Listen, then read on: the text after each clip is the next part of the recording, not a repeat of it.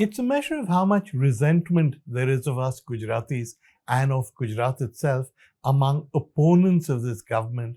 There are a few news items over the last few days about the number of Gujaratis who tried to enter the United States illegally should have provoked so much derision, scorn, and sneering. For opponents of this government, Gujarat represents everything they loathe about it.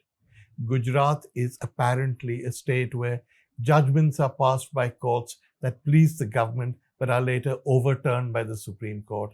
It is, according to its critics, the home of a dangerous Neo-Patel school of architecture which takes vulgarity and replaces Delhi's ancient heritage monuments, government Delhi's monuments at any rate, with that kind of vulgar architecture.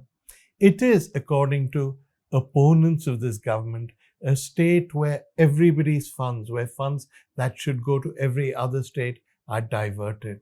It's a state where millionaires are created every week with the approval of the regime. It's the state where India's two most powerful people come from.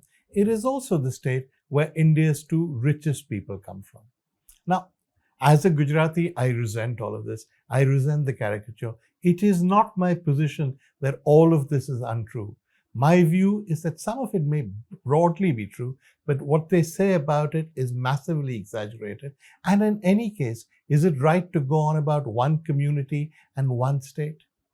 So that's why, as a Gujarati, I'm always uncomfortable and slightly resentful of the way in which we are portrayed by critics of the government.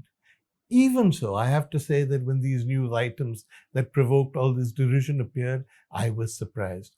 According to the Times of India, something like 4 Gujaratis try and enter the United States illegally every hour. Yeah, that's right. 4 Gujaratis try and enter the US every hour illegally. The figure for Indians as a whole is 8, so it's half of them are Gujaratis.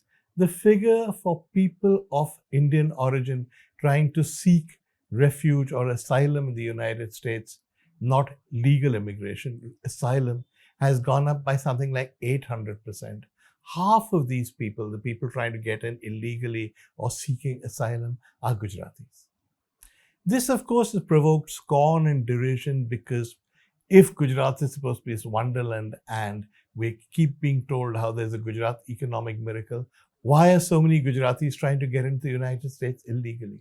I don't have any answers to these questions, but I find them intriguing. And yes, I find them surprising. But before we go any further, a few personal admissions of interest.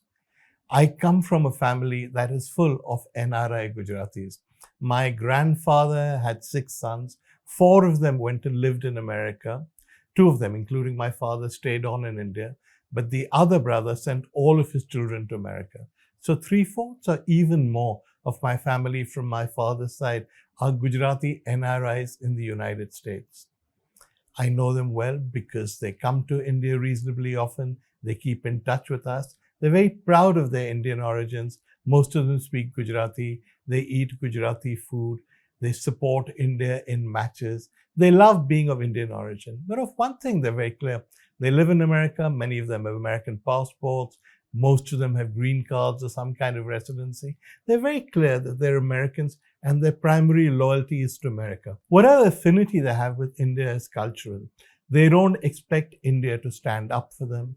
They don't come here and tell us how to run our country. They don't want to get involved in Indian politics. They don't come to us and complain about Hindu phobia or some other imaginary thing.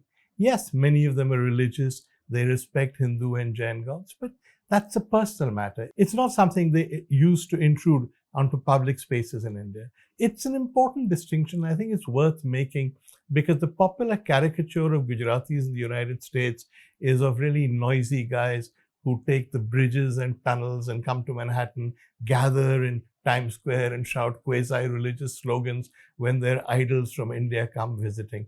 I don't dispute that there are people like that, but I don't think they are the majority of Gujarati NRIs. Certainly, they don't accord with any description of NRIs I know, and that includes my own family. So given that my family is so clear about these distinctions, I'm always a little astonished when Indians say we should get involved in immigration policies in America and other countries. We keep being told we should ask America to grant more visas. There should be more H-1B visas. We should care about how Indians in the US are treated. We should stop America from deporting people who've entered illegally. Now, I find all of this frankly bizarre. These are people who've chosen to go willingly to the United States, sometimes willingly and illegally, but certainly willingly. They've made their choices. We respect those choices. They should respect our rights. Our concern should be with Indians who live in India, not with Indians who are trying to leave India. There's no reason for us to make it easier for them or to smooth their paths to become immigrants. And yet, Indians will go on about this. Our concern should not be with immigration in the US. Our concern should be not with Trump's policies towards immigrants, but with Trump's trade policies, because those affect us. Trump's defense policies, Trump's foreign policies, those affect India's interests. The interests of a few Gujaratis in the United States are not really vital to our concerns. But yes, it does worry me that so many Gujaratis are going at a time when we keep being told there's no reason for them to go. Could it be, you wonder, that Gujaratis who are not millionaires in Gujarat don't really have it that easy? I don't know.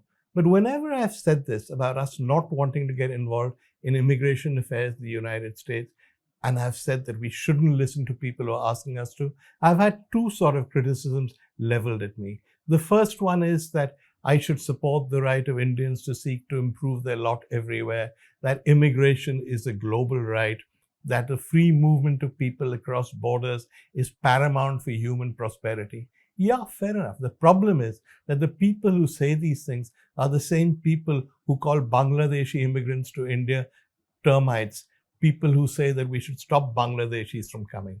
So if you believe in the principle of immigration, that's a global thing. It can't just apply to Indians who go to the US. It has to apply to people who want to come to India. The other argument that's repeatedly offered is that how can you say that? Don't you realize how much the Indian economy depends on remittances from people in the US? Yes, I mean, there is a point to that.